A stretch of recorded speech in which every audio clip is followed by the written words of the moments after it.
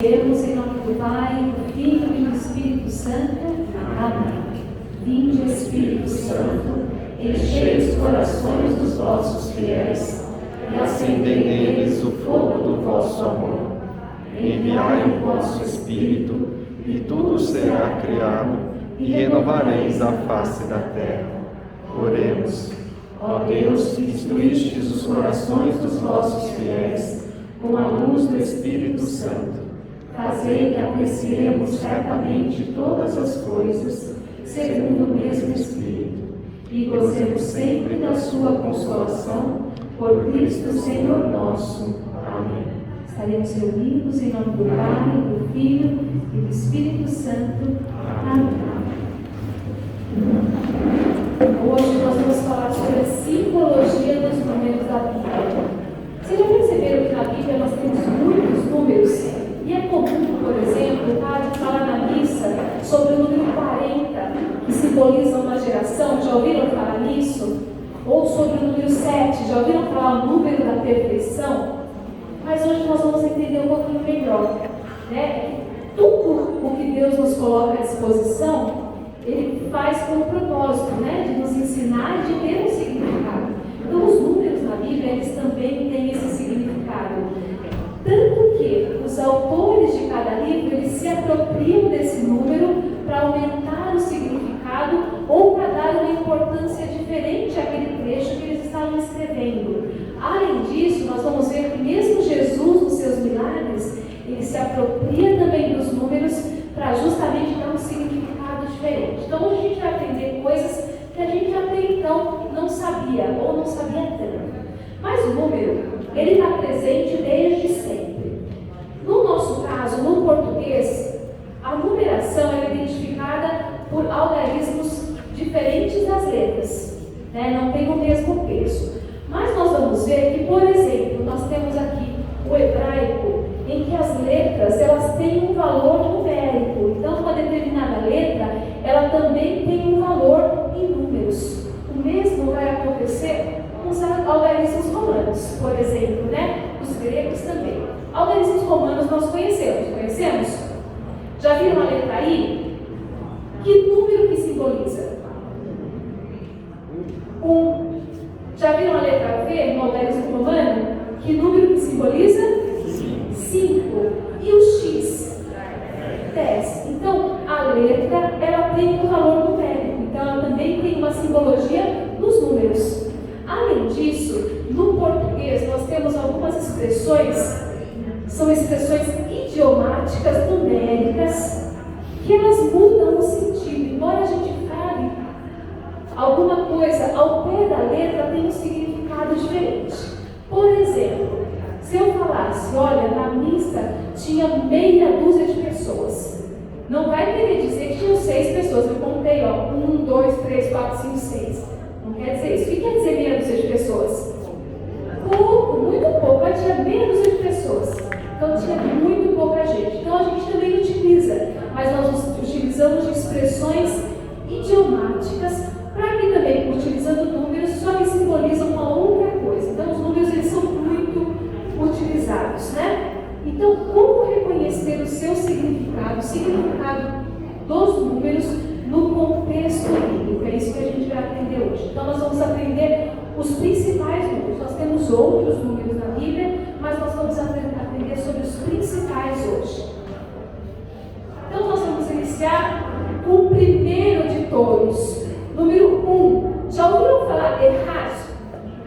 Errad em hebraico significa que é o primeiro. Tem uma passagem bíblica que eu queria que vocês procurassem. Olha, Deuteronômio, capítulo 6, versículo 4. Ouve, ó Israel, o Senhor nosso Deus é o único Senhor. Aqui está com uma tradução um pouquinho diferente. A tradução original seria, em outra versão, seria: ouve, ó Israel, o Senhor é nosso Deus, o Senhor é Errad, ou o Senhor é Por que 1 é o número que simboliza Deus, único, o Todo-Poderoso, o Criador. Então, como se refere ao número 1? Se refere ao número que é dedicado a Deus. é o número de Deus, é o princípio, é o início de todas as coisas. Quem é o princípio de tudo? É Deus. Então o número 1 é dedicado a Deus. A gente tem a primogenitura. A gente lembra dos primogênitos que a gente tem no Antigo Testamento? Como era importante, né? O pai abençoar o primogênito, porque ele dava continuação à espécie. Por que ele abençoava? O primogênito era entregue a Deus. Então o primeiro filho era entregue a Deus, porque ele era o número 1. Então tudo que é primeiro, a gente vai ver, é aquilo que é entregue a Deus. Nós vamos ver também que nós vamos ter a festa da colheita entre os judeus. Na festa da colheita, a primeira colheita, número 1, o que eles faziam? Eles amarravam os feixes e entregavam para Deus. Então tudo que era primeiro era entregue para Deus. Vamos lá ver o livro do Êxodo, também no comecinho da Bíblia, capítulo 22, versículo 29. Da mesma forma, farão com o primogênito de tua vaca e da tua ovelha. Ficará 7 dias com a sua mãe, e no 8º dia tu o entregarás a mim. Era sacrificado o novinho, o primeiro de todos. Então, tudo que era número 1, tudo que a gente vira aqui como número 1 na Bíblia, ele é dedicado a Deus. O número 2, que simboliza o número 2. 2, ele significa parceria harmônica e perfeita dualidade. Duas pessoas. Engraçado, nós vamos ver agora aqui a passagem. Jesus Cristo, quando ele manda, ele envia os discípulos, ele envia de 2 em 2. Ele não envia sozinho.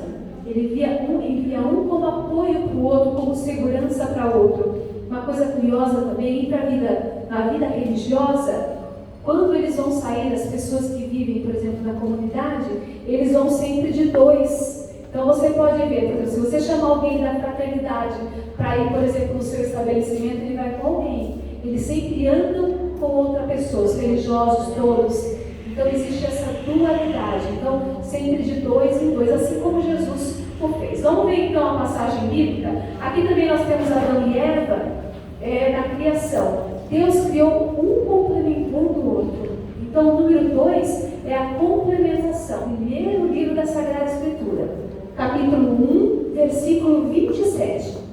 Deus criou o homem, a sua imagem, criou a imagem de Deus, criou o homem e a mulher. Então, ele cria os dois, o homem e a mulher. Então, o número 2, ele vai simbolizar sempre essa dualidade, essa parceria, mas é uma parceria harmônica, tá? Uma parceria em que ela se complementa. Então, é a perfeita dualidade. Vamos ver o Evangelho de São Marcos, capítulo 6, versículo 7. Missão dos apóstolos. Então, chamou os 12 e começou a enviá-los 2 a 2 e deu-lhes poder sobre os espíritos imundos. Então, aqui prova que Jesus enviou os seus discípulos de 2 em 2, para que um pudesse complementar o outro, para que fosse uma união perfeita. Número 3. 3 é um número perfeito, não é o mais perfeito, mas ele é perfeito. Então, ele vai representar a completude e vai representar também a perfeição. Então, nós vamos primeiro abrir o Evangelho de São Mateus, capítulo 28, versículo 19. Mas Jesus, aproximando-se, lhes disse: toda autoridade me foi dada no céu e na terra. Então, essa parte. E depois, ensinai a todas as nações, batizai-as em nome do Pai, do Filho e do Espírito Santo. Quem são o Pai, o Filho e o Espírito Santo? Santíssima Trindade. Isso. Então é a perfeição em 3 pessoas. É a perfeição. O número 3 é perfeito. É a Santíssima Trindade. Cristo ressuscitou depois de 3 dias. Depois a gente vai ter também um recurso que é muito utilizado, principalmente no hebraico. Por quê? Na língua portuguesa nós temos um recurso de superlativo. Por exemplo, quando você quer falar que uma coisa é legal, mas ela é muito legal, você fala é super legal.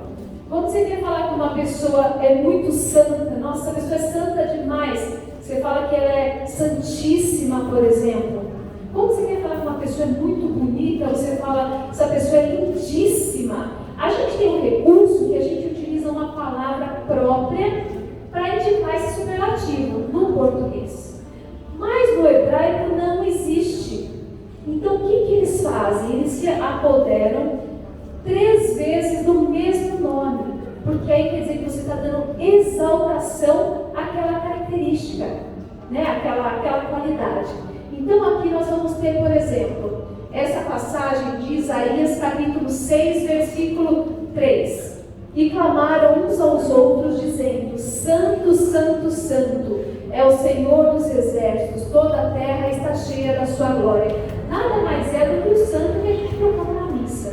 Santo, Santo, Santo. Por que 3 vezes? Primeiro que ele é perfeito. Deus é perfeito. E fala 3 vezes para mostrar que ele é santíssimo. E esse recurso é utilizado no hebraico. Então eles repetem 3 vezes para mostrar que aquilo de fato é importante, dá uma ênfase maior naquele significado. Além disso, o número 3 também está presente. Como é um número perfeito, nós vamos ter 3 patriarcas na Bíblia. 3. Também a perfeição dos patriarcas: Abraão, Isaque e Jacó. E além disso, nós vamos ter também no Novo Testamento, Pedro vai negar Jesus quantas vezes? 3. Mas ele vai se redimir depois. Depois que Jesus volta, o que ele vai fazer com Jesus? Jesus vai perguntar para Pedro, quantas vezes? Pedro, você me ama? Você já viu essa passagem? Ele pergunta quantas vezes? 3. Pedro, você me ama? Sim, Senhor, o Senhor sabe que eu te amo. Pedro, você me ama? Sim, Senhor, eu já disse, o Senhor sabe que eu te amo. Pedro, você me ama? Então ele estava reprovando aquilo que ele tinha feito antes, que era negar o Senhor. Então com o seu amor ele se redimiu. Sim, Senhor, tu sabes que eu te amo. Então apacenta as minhas ovelhas. Então, agora nós vamos para o número 4. O que é o número 4? O número 4 é a totalidade da terra. Por quê? Quantos são os pontos cardeais? Alguém sabe dos pontos cardeais? Lembra da escola? Quantos são? Norte, sul, leste. Simboliza toda a extensão. Quantos evangelhos nós temos? Quantos evangelistas escreveram sobre a vida de Jesus? 4. Isso significa uma totalidade. Quer dizer que a vida de Jesus por completo está sendo relatada ali para todos os continentes. No jardim, existia um rio que saía do jardim do Éden, do paraíso. Esse rio, ele tinha, sabe quantos braços? Tinha 4 braços de água que corriam. E sabe para onde que ele corria? Para os 4 cantos, todos os cantos do nosso planeta. Vamos ver agora essas 2 passagens do livro do Apocalipse que fala do número 4. Vamos pegar a primeira, Apocalipse é o último livro da Bíblia, tá? Então, capítulo 4, versículo 6. Um mar límpido como cristal, diante do trono e ao redor, 4 animais vivos, cheios de olhos na frente e atrás. O primeiro animal vivo assemelhava-se a um leão. O segundo, a um, parece uma vaca ali, mas é um touro. A um touro. O terceiro tinha um rosto como que de um homem. E o quarto era semelhante a uma águia em pleno voo. Então são 4 animais que eles representam poder, força, sabedoria e agilidade. Então todos os animais da terra, sejam eles racionais ou irracionais, eles simbolizam essas 4 forças. Depois nós vamos ter também o livro do Apocalipse, vocês vão lá um pouquinho mais para frente, capítulo 7, versículo 1. Então depois disso, eu vi 4 anjos, aqui no livro do Apocalipse. Eu vi 4 anjos que se conservavam em pé nos 4 cantos da terra. 4 anjos, 4 cantos da terra.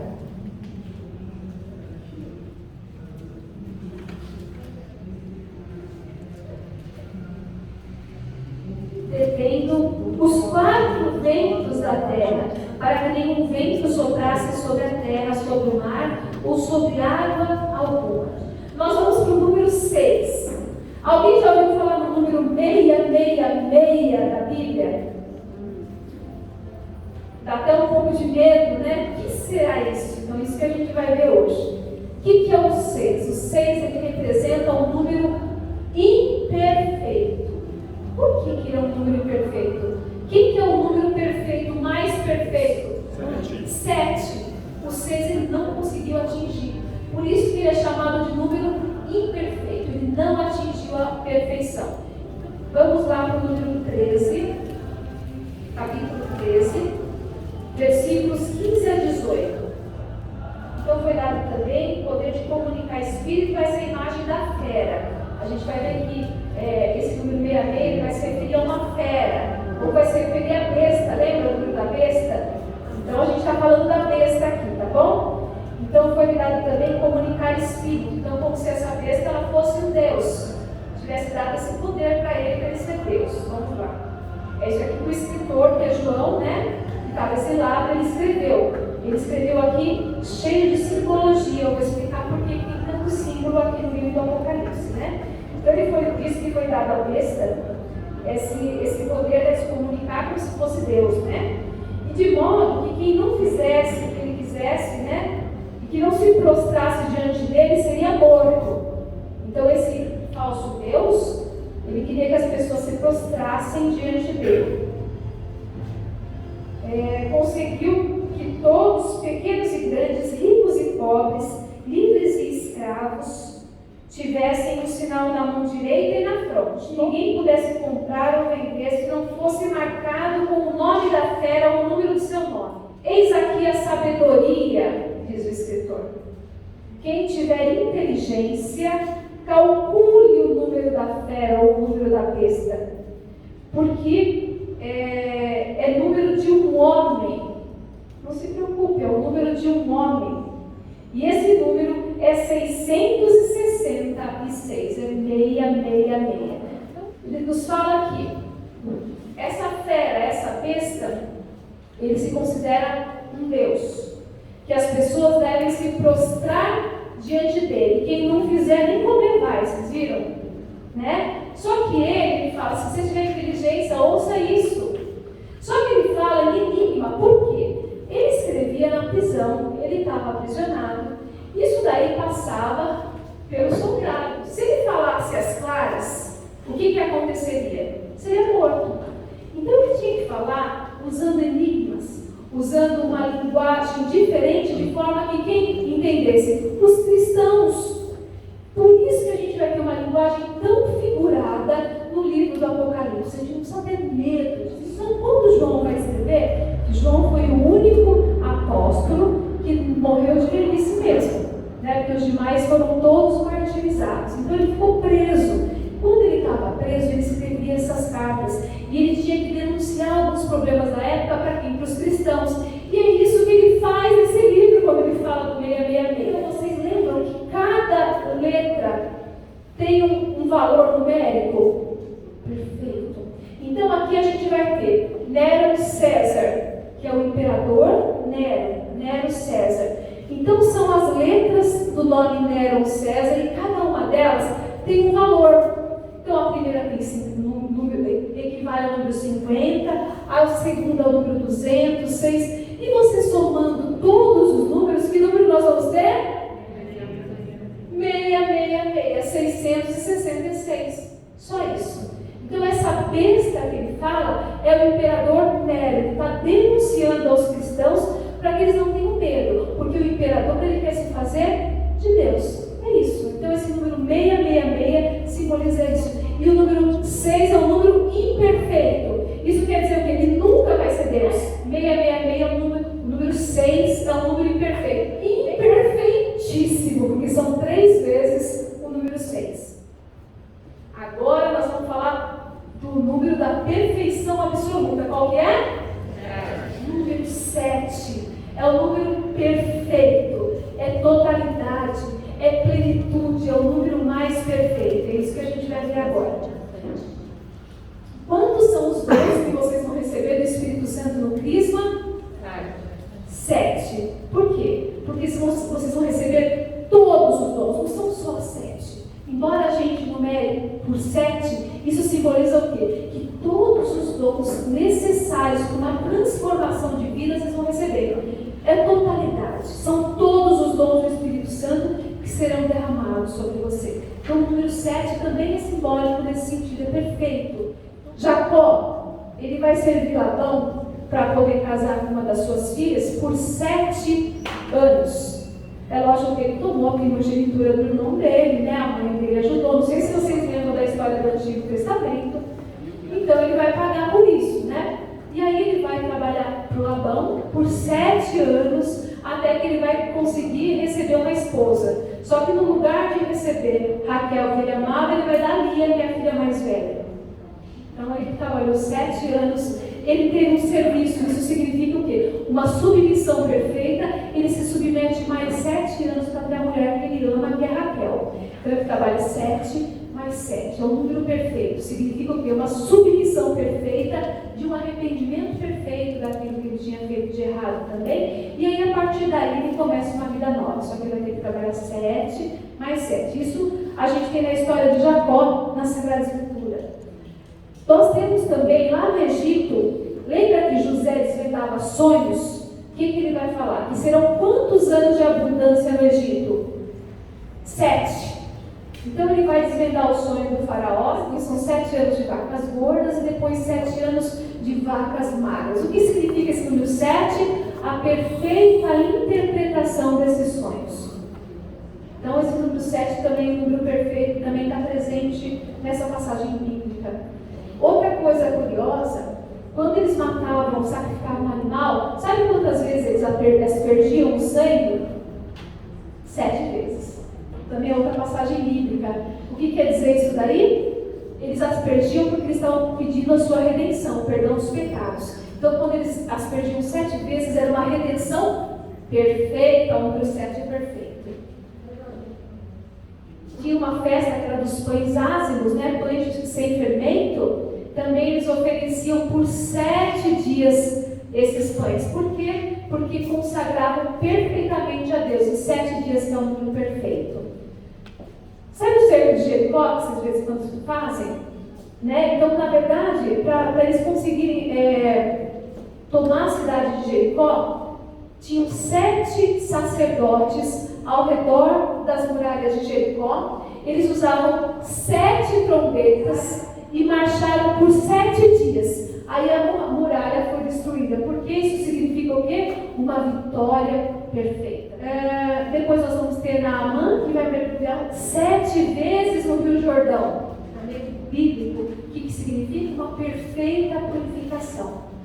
Aí depois nós vamos ter no Apocalipse, que vai citar o número 7 56 vezes. Vocês verem como é o número da perfeição. Vai falar de 7 igrejas, 7 lâmpadas, 7 pragas, tudo isso no Apocalipse. Então nós vamos ter várias passagens que vão falar dessa plenitude, dessa perfeição absoluta que é o número 7. Agora o número 10. Número 10 significa o quê? Uma grande quantidade, algo que é muito numeroso. Nós vamos ver, vamos abrir agora o Evangelho de São Lucas, capítulo 19, versículos de 13 a 26. Chamou 10 dos seus servos e deu-lhes 10 minas, dizendo-lhes: negociai até eu voltar. Mas os homens daquela região odiavam-no e enviaram atrás dele embaixadores para protestarem: não queremos que ele reine sobre nós. Quando, investido de dignidade real, voltou, mandou chamar os servos a quem confiaram o dinheiro, a fim de saber quanto cada um tinha lucrado. Veio o primeiro: Senhor, teu dinheiro rendeu 10 vezes mais. Ele lhe disse: muito bem, servo bom, porque foste fiel nas coisas pequenas, receberás o governo de 10 cidades. Veio o segundo: Senhor, teu dinheiro rendeu 5 vezes mais. Disse a este: sê tu também governador de 5 cidades. Veio também o outro: Senhor, aqui tens teu dinheiro, eu guardei embrulhado num lenço, pois tive medo de ti, por seres um homem rigoroso, que tiras o que não puseste e ceifas o que não semeaste. Replicou-lhe ele: servo mau, pelas tuas palavras de julgo, sabes que eu sou rigoroso, que tiro o que não depositei e ceifo o que não semeei. Porque, pois, não puseste meu dinheiro no banco? minha volta eu terei retirado com juros. E disse aos que estavam presentes: tirai-lhe a mina e dai-a ao que tem 10 minas. Aí replicaram ao Senhor: esse já tem 10 minas, eu vos declaro, a todo aquele que tiver lhe será dado mais, mas aos que não tiver lhe será tirado até o que tem. Aqui ele está falando dos 10 talentos, são os talentos que Deus nos dá. Só que ele mostra, né? Quando Jesus voltar, vai perguntar: o que você fez com tudo aquilo que eu te dei? Eu não fiz nada, eu guardei. Então eu vou tirar seu e vou dar para aquele que já tem 10, e vou dar mais ainda para aquele. E é isso que funciona com a gente, né? Então esse número 10 significa que Deus nos dá a totalidade de dons necessários. Todo mundo tem dom. Todos os dons que são necessários para a nossa santidade, Ele nos dá. O número 10 é essa totalidade, é completo. Você é completo de dons. Agora, o que você vai fazer com esses dons? Aí cabe a cada um de nós. Deus dá dons para todo mundo completo. O que a gente faz, aí cabe a gente também. Número 10 também simbolizam os 10 mandamentos de Deus. Isso quer dizer o quê? Que todos os mandamentos necessários para a nossa salvação estão ali incluídos em 10 apenas. Porque 10 é a completude, 10 é a totalidade, 10 é um número, são muitos, mas um muito completo. Então todos os mandamentos necessários para a nossa salvação estão nos 10 mandamentos da lei de Deus. E depois nós vamos ter as 10 pragas do Egito. Então todos os males necessários para salvar o seu povo, Deus vai aplicar em 10 pragas. Então nós vamos ter 10 pragas do Egito, até que a última delas, que é a morte dos primogênitos, para que aí sim o povo de Israel seja libertado e passe a pé enxuto no meio do mar. Vocês lembram dessa passagem? Mas vão ser 10 pragas que vão atacar o povo. Então o número 10 é um número completo, é uma forma harmoniosa, é uma quantidade muito grande, simboliza uma quantidade grande, mas de uma forma harmoniosa, não muito exagerada. É um total, tá? O que é necessário para ser muito. Depois nós vamos ter o número 12, que é muito importante. O Apocalipse está presente em todo lugar. O que significa o número 12? O número 12 é o número do povo eleito, significa o povo escolhido. Capítulo 6 do Lucas, versículos de 12 a 13. Naqueles dias, Jesus retirou-se a uma montanha para rezar e passou ali a noite toda orando a Deus. Ao amanhecer, chamou os seus discípulos e escolheu 12 dentre eles, que chamou de apóstolos. Quantos foram os apóstolos? 12. 12 significa o número do povo escolhido. Nós vamos ter no Antigo Testamento 12 tribos de Israel, não é isso? Simboliza o quê? Os escolhidos de Deus. Eles faziam parte do povo de Deus escolhido no Antigo Testamento. E agora no Novo Testamento nós vamos ter 12 apóstolos que vão simbolizar aqueles escolhidos no Novo Testamento também. Quando a gente fala do número 144 mil no livro do Apocalipse, o livro do Apocalipse vai falar o seguinte: que somente serão salvos 144 mil pessoas, não é isso? Se a gente for ver os evangélicos, né, Testemunhas de Jeová, então eles se prendem a esse número 144 mil. Isso já deve ter passado há muito tempo. Se assim fosse, a gente não teria mais salvação, porque quantas pessoas já existiram? Então já tiveram muitos melhores do que a gente. Se a gente se prendesse a esse número dessa forma, literal, a gente não seria mais salvo. Mas o número 144 mil, ele tem um significado. Por quê? O que simboliza o número 144 mil? É 12 vezes 12 vezes 10.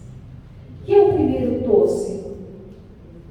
São as tribos de Israel do Antigo Testamento. Todo o povo que existiu antes de Jesus.